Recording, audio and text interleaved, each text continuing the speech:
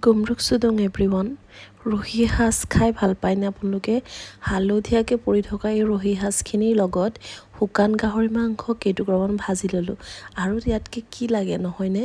আচলতে ভুল নুবুজিব দেই সদায় খোৱাটো নহয় কিন্তু কেতিয়াবা দিনটো খাব মন যায় নহয়নে এই খাব মন যাওঁতেই মই কেৰাহীখনত অকণমান গৰম কৰিলোঁ তেল অকণমান আৰু লগতে শুকান জলকীয়া কেইটামানো এনেদৰে দি ল'লোঁ আৰু লগতে দিলোঁ নহৰু কেইফুটামান প্ৰথমে মাংসখিনি আচলতে মই শুকুৱাই লোৱা হয় বইল কৰি শুকুৱাই এয়া দেখিছে শুকান গাহৰি মাংস অকণমান তেলতে দি দিলোঁ আচলতে ইয়াত কোনো ধৰণৰ পিঁয়াজ নহৰু কেইটামান বাৰু দিব পাৰি জলকীয়াৰ লগত কিন্তু এনেধৰণে একো মছলা নিদিওঁ শুকান বস্তুটো আচলতে এনেকৈ খাই ভাল লাগে কাৰণ ইয়াক প্ৰথমে বইল কৰা হয় বইল কৰি শুকোৱা হয় আৰু এই শুকান গাহৰিটো আচলতে বেলেগ এটা টেষ্ট লাগে খাই গতিকে মই এনেদৰে অকণমান গৰম কৰি লওঁ ইমানো ভজা নাযায় যে জ্বলি যোৱাকৈ অকণমান ভাজি লওঁ লগতে মই হালধি অকণমান দি দিছোঁ আপোনালোকে আচলতে কেতিয়াবা শুকান গাহৰি মাংস খাবলৈ মন গ'লে আমাৰ ঘৰলৈ আহিব দেই আহিলে মই একদমেই বেয়া নাপাওঁ বহুত ভাল লাগে কাৰণ মোৰ ঘৰত বেলেগ থাকে বা নাথাকে শুকান গাহৰি মাংস কিন্তু নিশ্চয় থাকে শুকান গাহৰি মাংসটো সকলোৱে জানে নহয়নে কেনেধৰণে বইল কৰি শুকুৱাই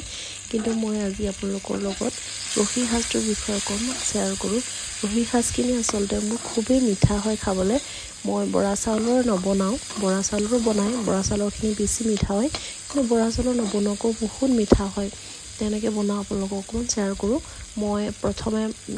চাউলখিনি 1 ঘণ্টা বা 2 ঘণ্টাৰ কাৰণে তিয়াই লওঁ যিমান তিয়াম সিমানে চাউলটো কোমল হয় চাউলখিনি তিওৱাৰ পাছত মই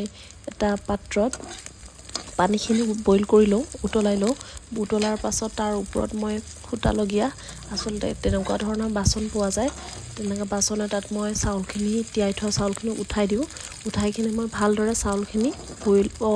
ভাপতে সিজিবলৈ দিওঁ আৰু সিজাৰ পাছত খৰি দি থাকোঁ সিজি যায় সিজি যোৱাৰ পাছত মই এখন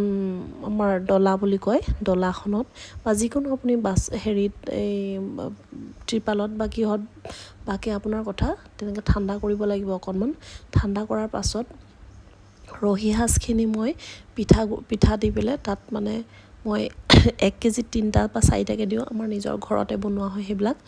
গতিকে তেনেকৈ দি আমি সাজখিনি ভালদৰে মই বাচন এটাত থৈ দিওঁ থৈ দিয়াৰ পাছত 3 দিনৰ পাছত যেতিয়া সাজখিনি মই কলহত ভৰাওঁ কলহটো মই তলত নথওঁ কলহটো মই ধোঁৱা চাঙৰ ওপৰত থওঁ তেনেধৰণে ধোঁৱা চাঙৰ ওপৰত কলহটো থৈ কিনে তাত মই ৰহি সাজখিনি যি 3 দিনৰ